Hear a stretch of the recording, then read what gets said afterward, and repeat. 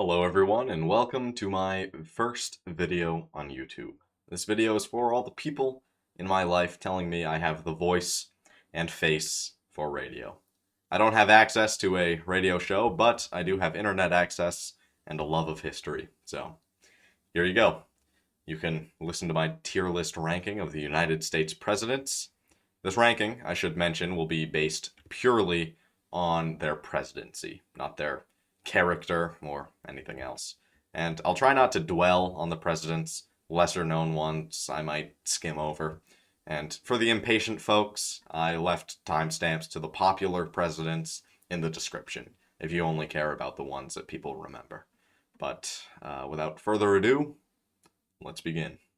We'll start, of course, with George Washington, and many of my friends will probably already know I'm putting him in S tier.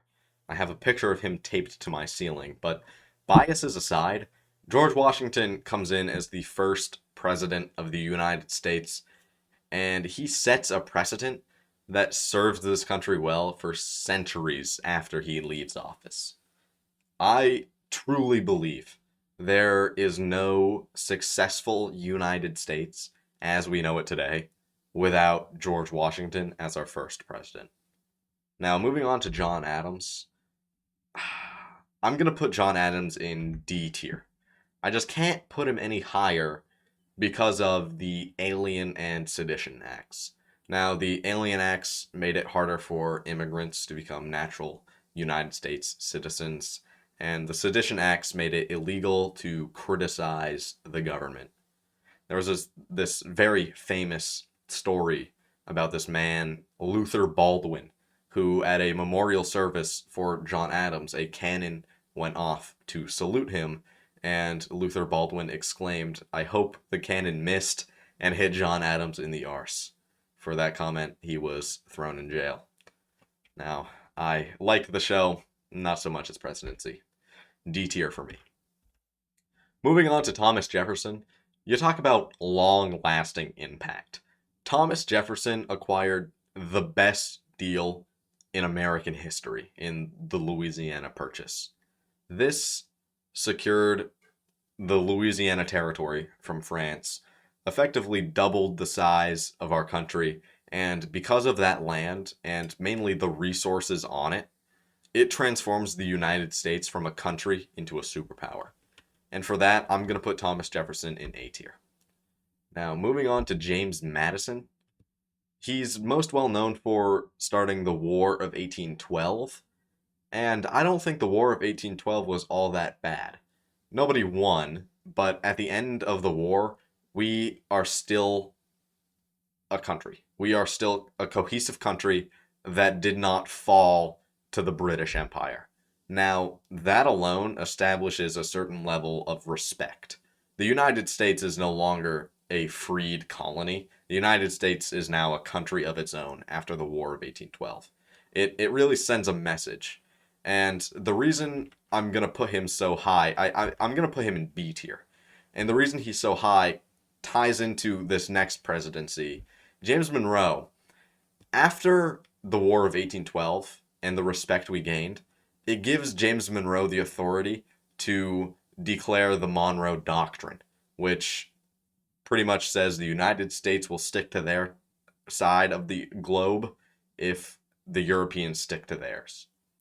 So this would stop any imperialist force in South America, and this would also stop United States intervention in Europe.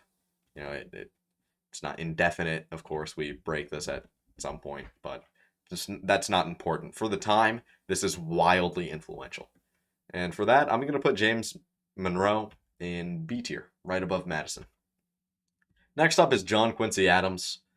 His presidency was okay. Probably the worst aspect of his resume, if I'm being honest. He's a very smart and capable man, but his presidency was pretty lackluster. At the end of his presidency, the Tariff of Abominations, as it's called, was passed, which didn't do the country too many favors. I'm going to put John Quincy Adams in C tier. He's just kind of a middle of the road, kind of bland presidency. He did sign a bill that raised money to make a rail line, the B&O rail line, which the previous presidents would have vetoed. They believed that the United States president did not have the power to raise money for something the states should. John Quincy Adams, you got to give him credit for switching it up. C tier, anyway.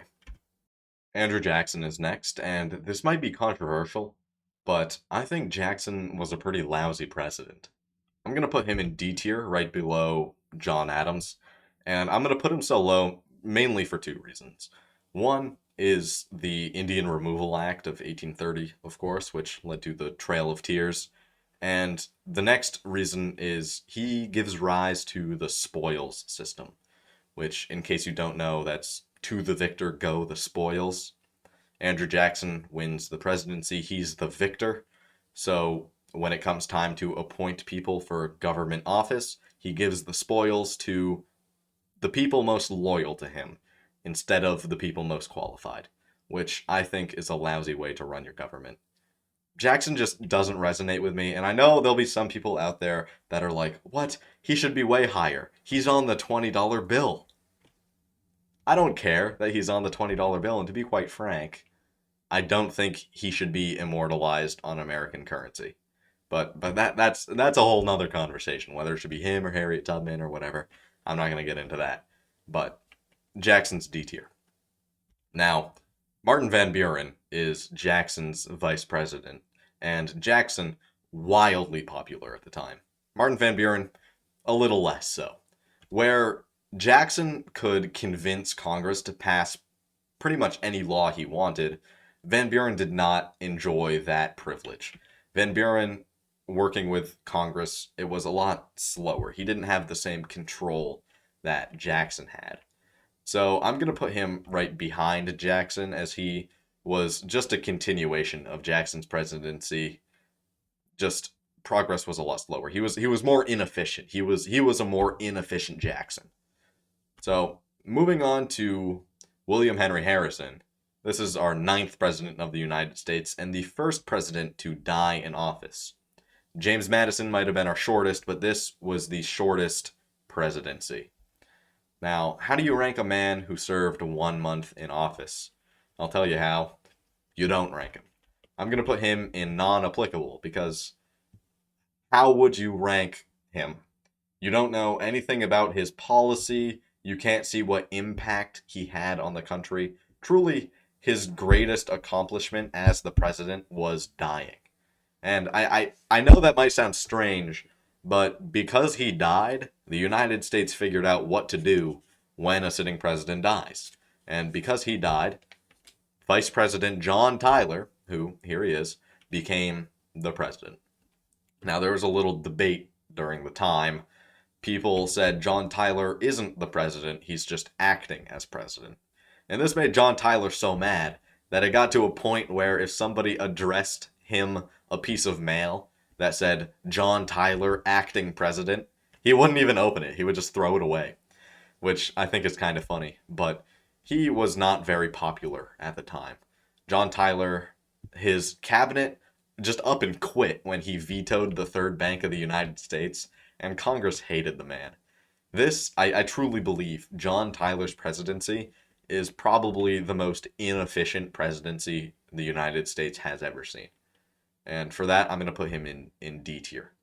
Now, one thing was done during the Tyler administration, and that was finalizing the border between Canada and Maine.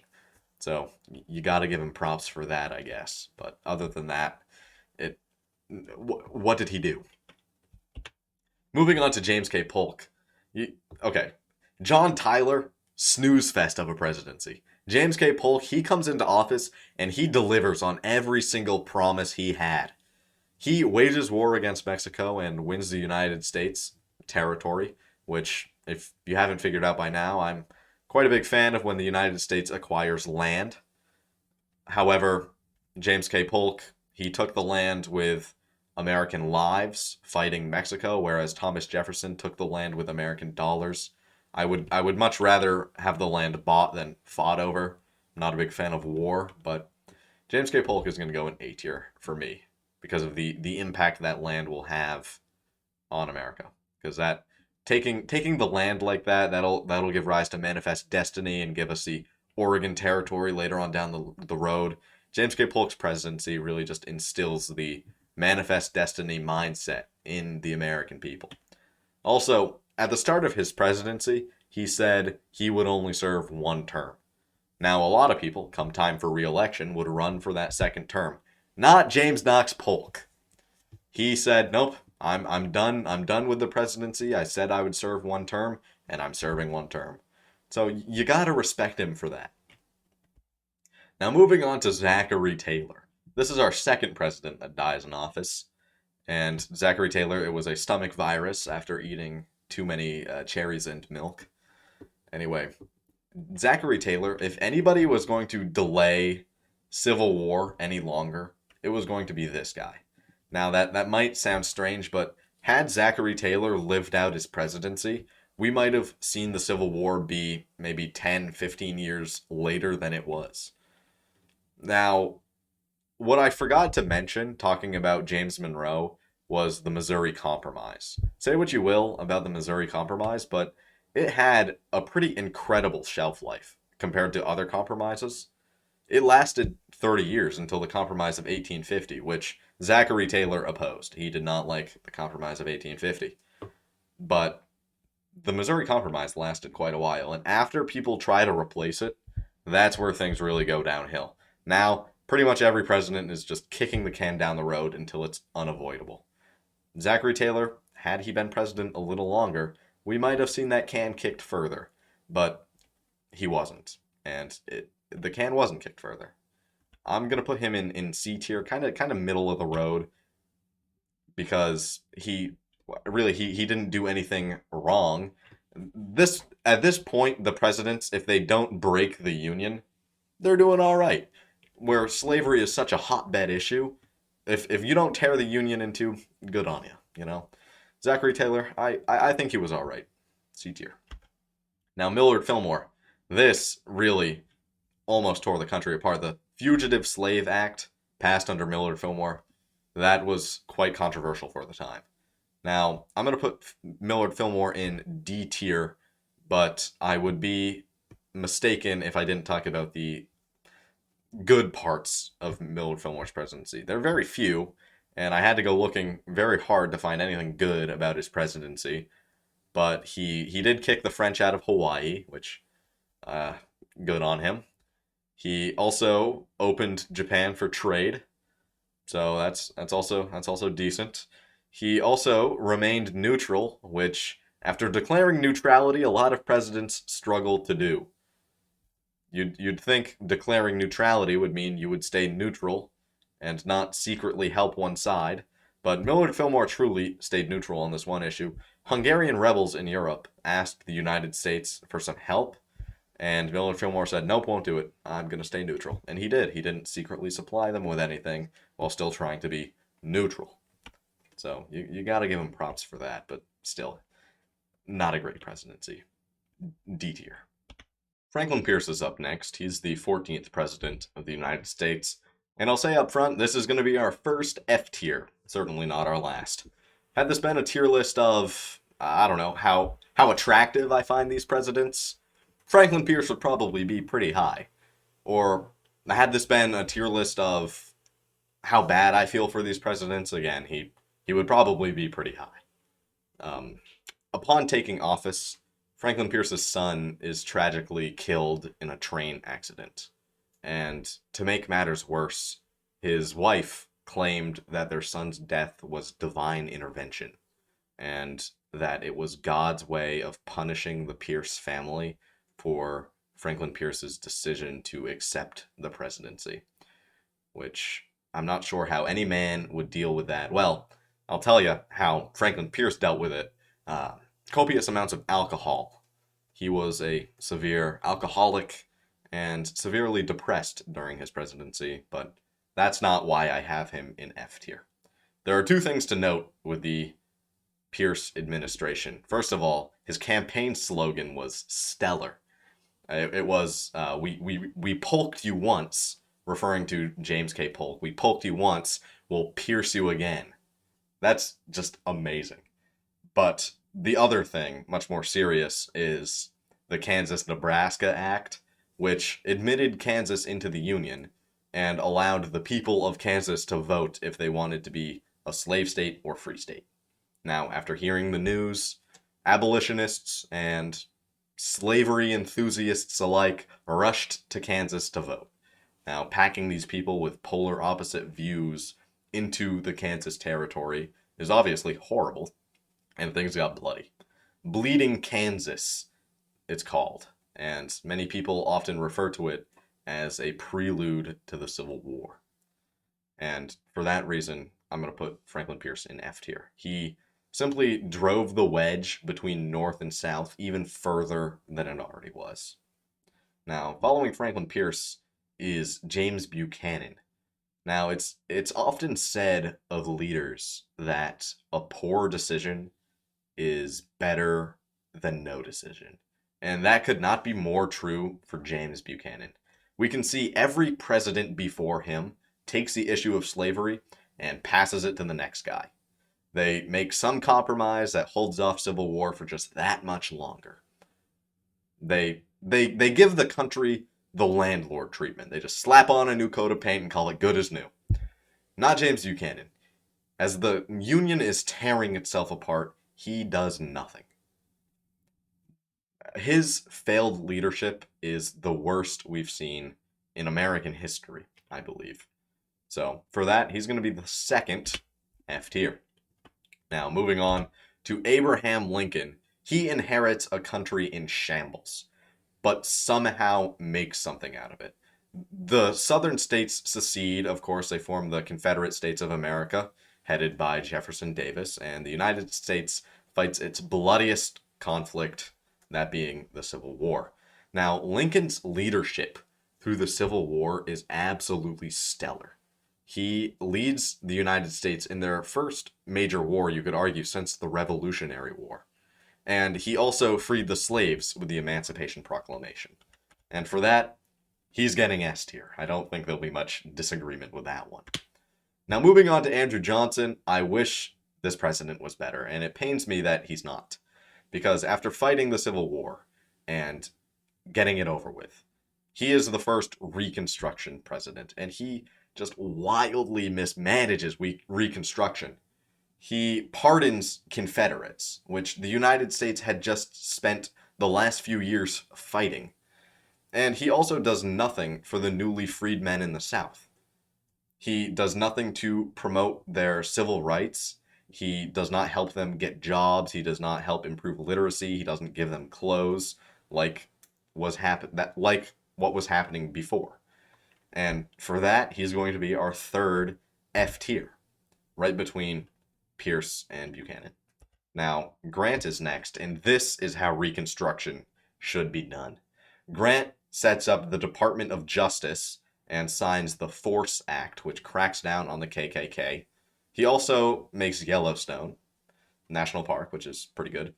But I can't put him any higher than B tier, I don't think, because of his corruption and the leadership through the corruption. Let me explain. I'll put him up here between Madison and Monroe, and explain that he is the president of the United States, and his cabinet is full of corruption. There's scandal after scandal getting uncovered, and I recognize that Grant wasn't benefiting from this corruption. He wasn't in on the scandals, but it was embarrassing to see scandal after scandal appear. And as the president of the United States, you'd think you could do something to root it out. But it seems people just kept taking advantage of him and kept causing scandal after scandal, and he couldn't do anything about it. And for that reason, I put him solidly in B tier. Good president, but the corruption run rampant. Next up is Rutherford B. Hayes. Now, anytime anybody talks about Rutherford B. Hayes, they always criticize him for ending Reconstruction. He took a backroom deal to become president, and people harp on him for that. But it was a pretty close election, and the deal was Rutherford would become president if he ended Reconstruction. And people often that doesn't sit well with them. But Reconstruction would have ended either way. Either Hayes takes the deal and ends Reconstruction, or doesn't take the deal, doesn't become president, and his opponent ends Reconstruction. You know, it's absurd to me that people dock him for ending Reconstruction. I won't be doing that. Hayes, however, does give rise to the civil service reforms, which stop the spoil system. And you should know by now, I hate the spoil system. So because of the civil service reforms, I'm going to put Rutherford B. Hayes in C tier. Next up is James A. Garfield, and I have a pretty personal connection to James A. Garfield. He's probably my second favorite president. I'm going to put him A tier. He worked again to root out the spoil system with the civil service reforms, but he was shot by a mentally unwell job seeker, Charles Guiteau. And it pains me so much because the bullet didn't kill him, his doctors killed him. Had his doctors been just a little bit better at their job, he would have survived and served a full term, and he could have set this country straight, and we would have been so much better. But no, this pains me so much. But the doctors did not wash their hands, for one, digging around in the wound, which got it infected, and they were digging around in there so much trying to get the bullet. If they had just left it in him, he would have been so much better off.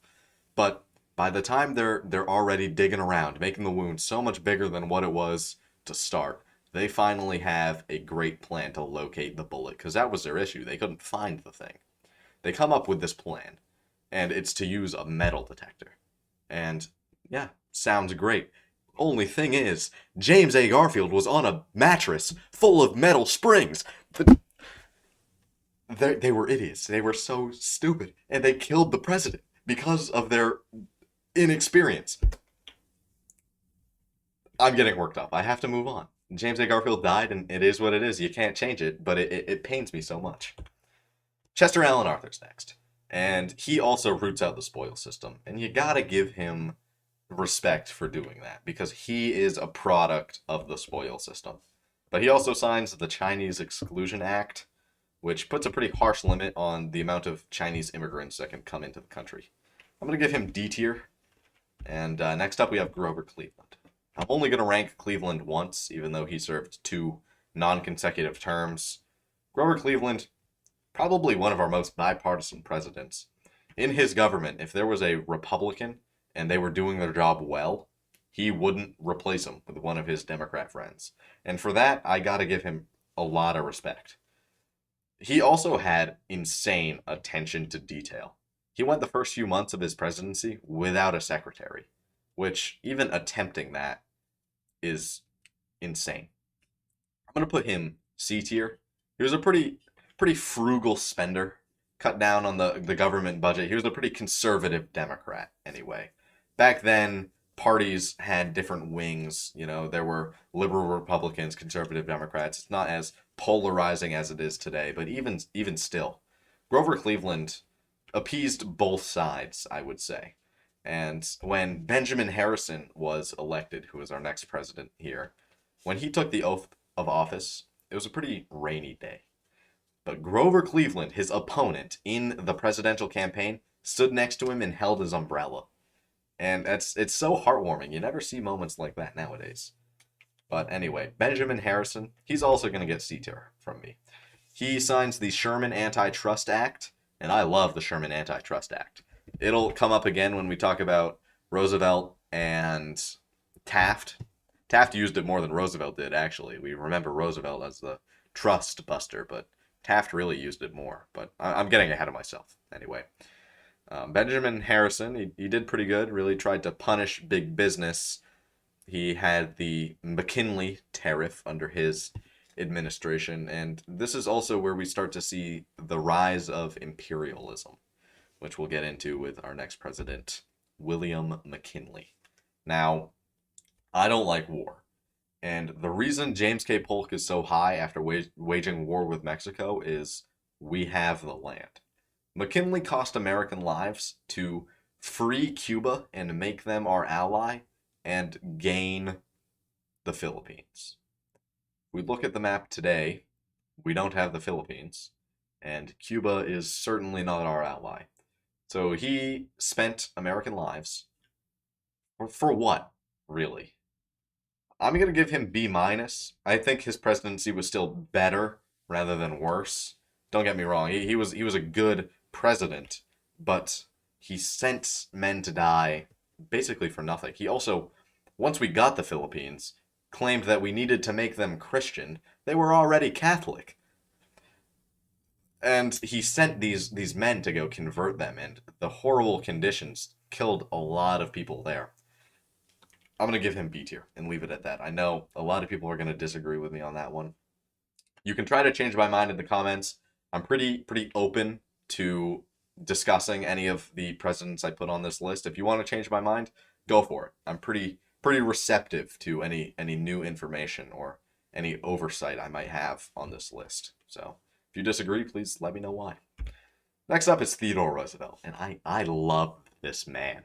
Theodore Roosevelt is getting an S tier from me. He creates the FDA, which is my favorite government agency. It might sound weird, but it is.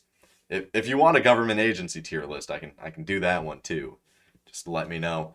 Anyway, Theodore Roosevelt creates the FDA. We got the Meat Inspection Act under him as well.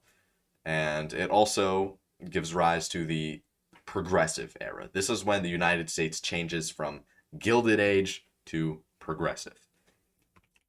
And it's Theodore Roosevelt that ushers us in by condemning big business and creating the FDA. Without Theodore Roosevelt, who knows what the United States would look like with big business cannibalizing the country. Because he put an end to that, S tier. Now moving on to William Howard Taft.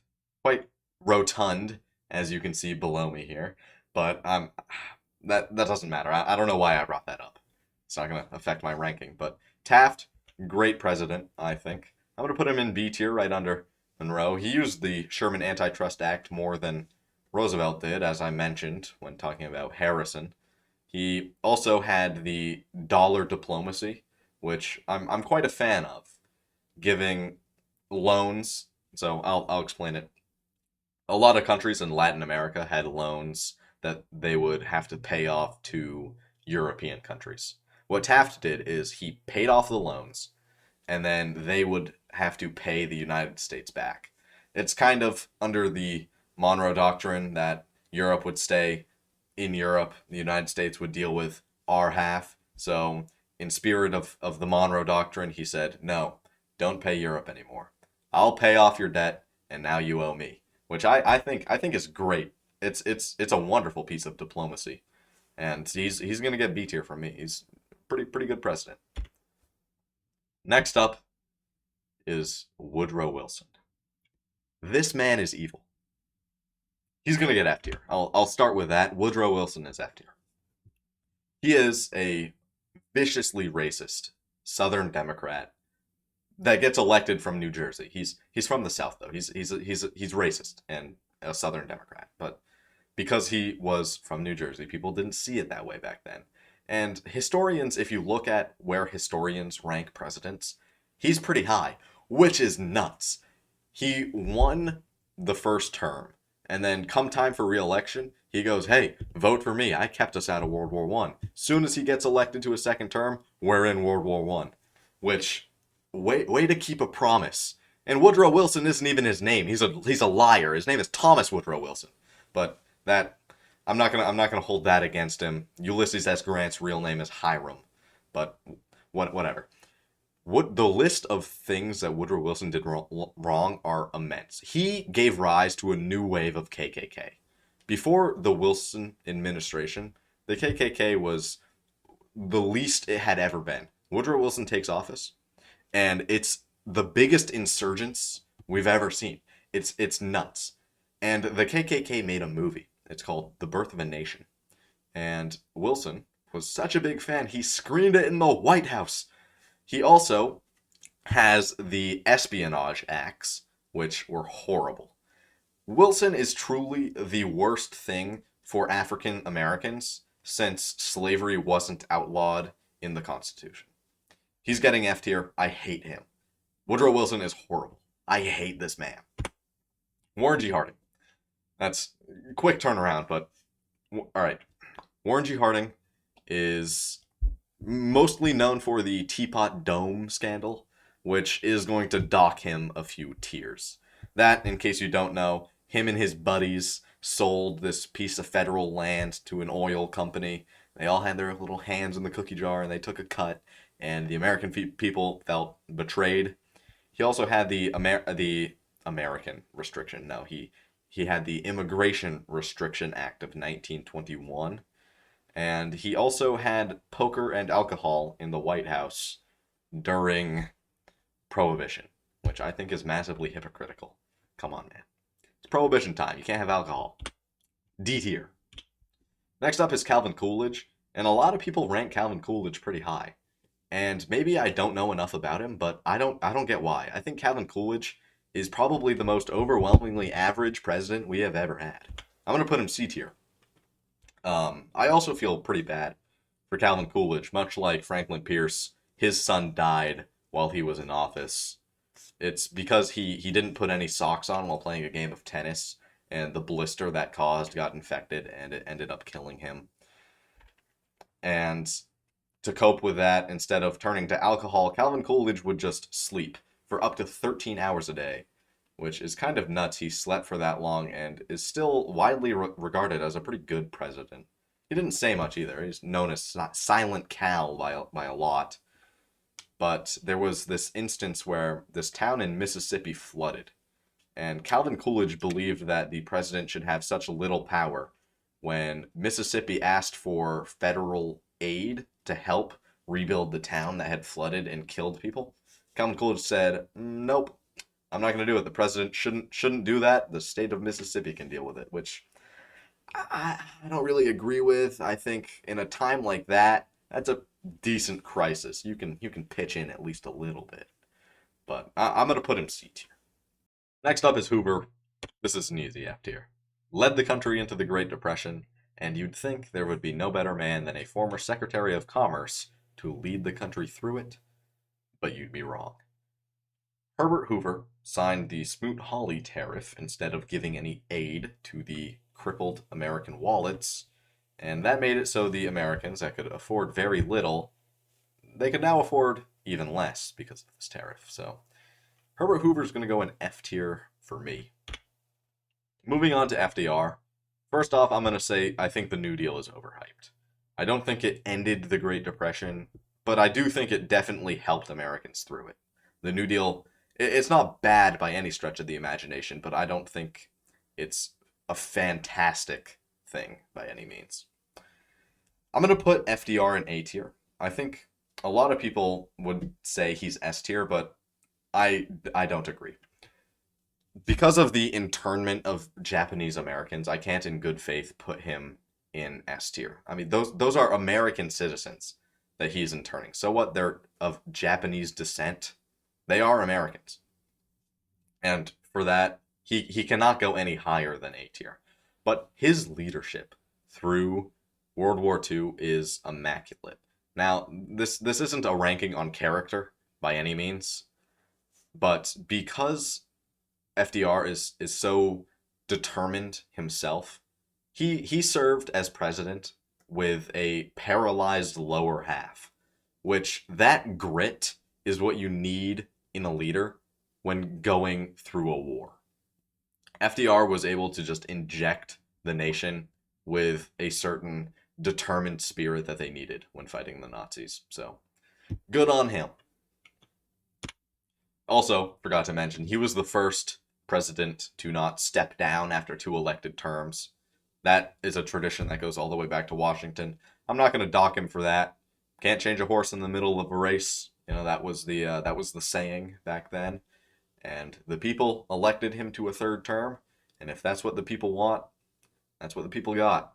I'm not going to dock him for that. Next up is Harry Truman. And the big gripe with Truman's presidency is the bomb on Japan. I'm not going to take him down any tiers because of the bomb. It's wartime. You have a new weapon. You want to try it out, test it, see how it does. Which I know sounds kind of miserable, but Anybody else in Truman's situation definitely would have dropped those bombs. Now, hindsight 2020, we can see the devastation it's caused, and it's horrible, but I'm not going to dock him for that. I don't know why I'm getting into this. This is about his presidency, not the bombs. Harry Truman is A tier for me. He has the GI Bill of Rights, which I think is pretty darn good. The Truman Doctrine isn't bad either. I'm gonna put him A tier. Next up, Dwight D Eisenhower. Under his administration, we get Brown versus the Board of Education, which is a landmark Supreme Court case. We also have the end of the Korean War, which you end a war, you're pretty high on my list. I'm gonna put Eisenhower in A tier. Under him, we also see the creation of NASA and the highway system, but the drawbacks, of course, are Operation Wetback, which kind of strange. He rounded up a bunch of Mexican immigrants and sent them back, which kind of similar to what we're seeing now, but not going to get into that. Also, the CIA was doing some pretty shady things during the Eisenhower administration. They were overthrowing countries left and right, which I don't agree with. But Eisenhower, still an A tier for me. We saw a decent bit of progress through the Eisenhower administration. And I guess I should mention now with Eisenhower, this next stretch of presidents are going to be all about rooting out communism. And since I'm not retired, I don't care as much about rooting out communism as, say, an older person would. Great, you root out communism, you go fight the commies, I don't care. We'll see that come up with Lyndon B. Johnson. But right now, we're going to get to Kennedy. And Kennedy, I'm going to give him B+. Talk about good leadership. Cuban Missile Crisis, avoiding that, you got to give him credit for that. I don't like the man personally, but this isn't a personal ranking. We also have the Bay of Pigs, which leads to the Cuban Missile Crisis. If it wasn't for the Bay of Pigs, Cuba might have felt more secure not having Soviet missiles in their country, but that was a pretty big military failure under his watch. So you gotta dock him for that.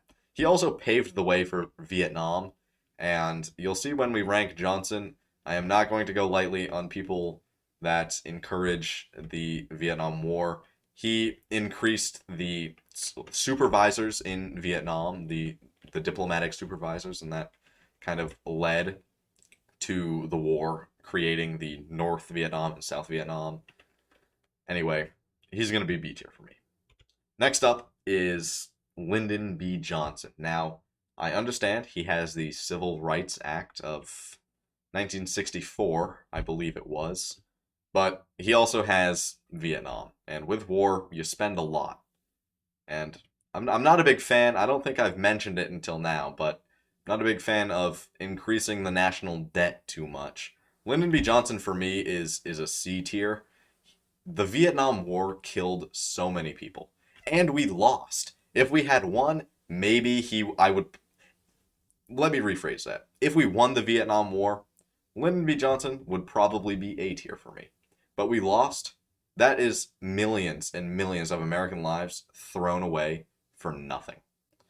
But he did have the Civil Rights Act, which is huge. Huge. So I don't want to discount that just because he's in C tier. The Civil Rights Act was a phenomenal piece of legislation. But because of the Vietnam War, I'm not going to put him any higher than C tier. And next up is Richard Nixon. I'm going to put him C tier as well, which is kind of strange, but I'm going to put him lower C tier, as you see, in between Harrison and Coolidge. He, of course, ends Vietnam, which is why he's so high. If he didn't end Vietnam, he would be way lower. With Vietnamization, he replaces our soldiers with Vietnamese soldiers. And Watergate is just quite the scandal. It was because of his own paranoia, too. He didn't need to get involved in Watergate. He would have been just fine, but Richard Nixon was so paranoid. But yeah, he's going to get C tier. Of course, the Watergate burglary does not help him much, but the Vietnamization puts him up there pretty good. So C tier for Nixon. He also creates the EPA, forgot to mention. Anyway, Gerald Ford, he is worse than Nixon. I'm going to put him C tier, lower than Nixon. He pardons him when he becomes president, which, horrible move. He thought it would heal the country. I know it was in good faith, but it didn't. It didn't help. There's not much else I can say for Gerald Ford, really. He was a pretty boring president, I must say. Maybe I don't know enough about him, but I think he was pretty boring. Didn't really have many landmark pieces of legislation. Didn't really lead the country through anything. He was the only person not elected president or vice president, which is interesting, I guess you could say. C minus. Next up is Jimmy Carter. D tier for me, Jimmy Carter. I'm gonna put him there because of the insane inflation rates during his presidency.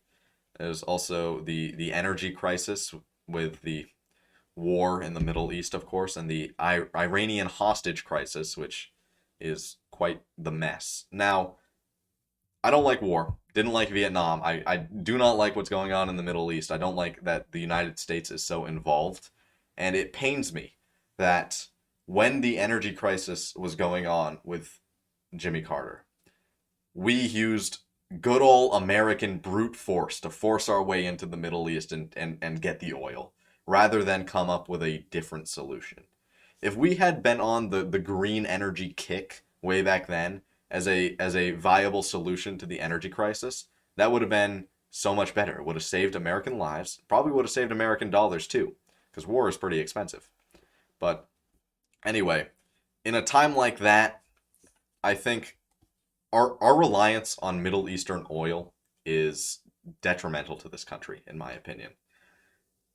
And it pains me to see that Jimmy Carter decided to get entangled in the Middle East to secure the oil rather than coming up with a different solution. Now, I know that would have been tough, coming up with a different solution, but imagine Jimmy Carter turns this country green. We have all green energy and we're self-sufficient. He would immediately launch from D tier, probably to A tier. That would have been pretty cool, and I would have liked to see it, but instead we got that oil tunnel vision. You know, we saw the oil in the Middle East, we saw it was becoming jeopardized, so we went for it. Good old American brute strength, and I just that's not it for me. You know, lives lost. I can't rank him too high. That's D tier. Starting with Reagan, I'm going to talk about these men less and less as we go on. And that's because as we get into modern politics, things get pretty polarizing and pretty nasty. So if it seems like I'm skimming over some of these, it's because I am. But I've seen a few times online the claim that you can immediately identify a tier list's bias based on where they have Reagan relative to FDR. If Reagan is higher, they are biased towards Republicans. If FDR is higher, they are biased towards Democrats. And I would like to say right now, I am a child with no party affiliation. And I would like to say Carter, for example. I gave reasons to why I think he wasn't that great. I put him in D tier. I could have just said big lib D tier, but I didn't do that. I want to bring critical thinking to this tier list, not a divide on party lines. That being said, I'm going to rank Reagan now, and I'm going to rank him low C tier. I understand a lot of people have him in their top 10, which I can't see why. The only good thing that came out of the Reagan administration I can think of was the quelling of the Soviet Union threat. But that, to me, has more credit on Gorbachev than Reagan. So, I don't know. Between the Iran-Contra affair and the mismanagement of the AIDS crisis, he didn't take action until a close friend of his died of AIDS.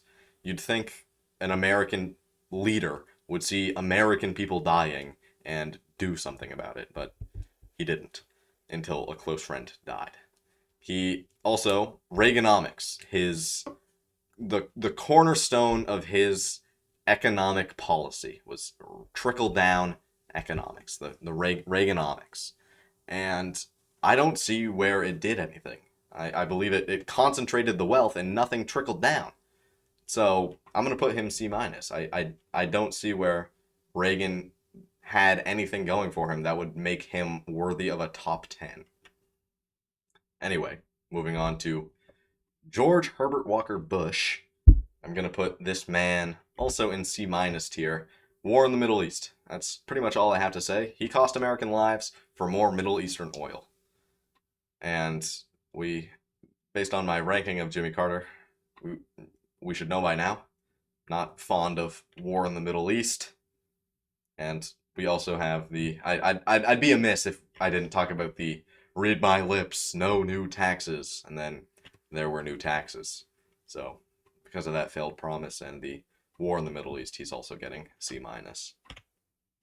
Now moving on to Bill Clinton, he is also going to get C tier, but he's going to get C plus. Now I'm not sure how I'm going to defend the bias accusations here, but Bill Clinton ran a budget surplus, which I commend him for. I think that is fantastic. You know, you talk about people who are conservative. Gotta love the Republicans. They're so divided on party lines. Bill Clinton, a Democrat, ran a budget surplus. Again, I have no party affiliation, but I see budget surplus. That's a good thing. I don't care what party he is. If he's running a surplus, he's going to be up there pretty good. Also, his foreign policy is maybe the best we've ever seen. Between the war in Yugoslavia and the Dayton Accords that ended it, I think Bill Clinton had some pretty darn good foreign policy. In fact, looking at this list now, I think we might need to change a few of these presidents around once we get to the end. But moving on to George Bush Jr., I'm not going to rank him. You know what? We learned about him in history class. I feel like he's old enough to rank now. Of course, George Bush, we have the war in Afghanistan and the war in Iraq. And we all know how I feel about war. If I had to rank him and take him out of this NA category, I would probably put him in D, right with Jimmy Carter, because of the war. And get this, 9/11 hits, and Saudi Arabia financed it. Why didn't we attack Saudi Arabia? Well, they had all our oil. It's all about the oil. We're entangled in this Middle Eastern nonsense because of our reliance on oil, which is not great for me. So I'm going to go through these next three. Obama, not going to rank him. Trump, not going to rank him. Biden, not going to rank him. And I'll tell you why. It's not because I'm scared of modern politics. It's because I don't think you can rank them fairly. There is no way we have seen what impact these men will have in the short period of time that they've been out of office. I'll give you a great example. If I was living during the Jefferson presidency, I would probably rank him D tier. Because of the Supreme Court told him, you, sir, cannot buy Louisiana. And then he did it anyway. Because of that, if I was living through his presidency, he would not nearly be as high. But because I'm living so far after the presidency, and I'm able to see the impact that has had, I'm able to appreciate him going against the Supreme Court that I wouldn't have if I had lived through it myself. So because of that, I'm not going to rank these three men, but I'm going to exit out of my slides here and move a few of these around. And then when I come back, should be all good. All right. With a little bit of moving around, I think I finally got it done. Here is the final tier list. I moved Taft into A tier. I moved Clinton, Harrison, and Hayes into B tier, and I moved Chester, Allen, Arthur into C tier. Now, the tiers also go left from right, so I think Washington is better than Lincoln, who was better than Roosevelt. And Roosevelt, might I add, is my favorite president. He created the FDA, which is my favorite government agency. So there is some bias there. I think giving your opinion like this, it's very important to recognize the bias you might have. But with that being said, the list is done. So you can look it over real good, and if anybody out there disagrees with me, please tell me why in the comments. I'm willing to reevaluate any of these men I've put on this list today, so please tell me why. And with that being said, I hope you enjoyed this video. I hope you learned something today, and if not, I hope at the very least you were entertained. Now, this concludes the first video of many, I hope, on this channel. And thanks for watching. See you in the next one.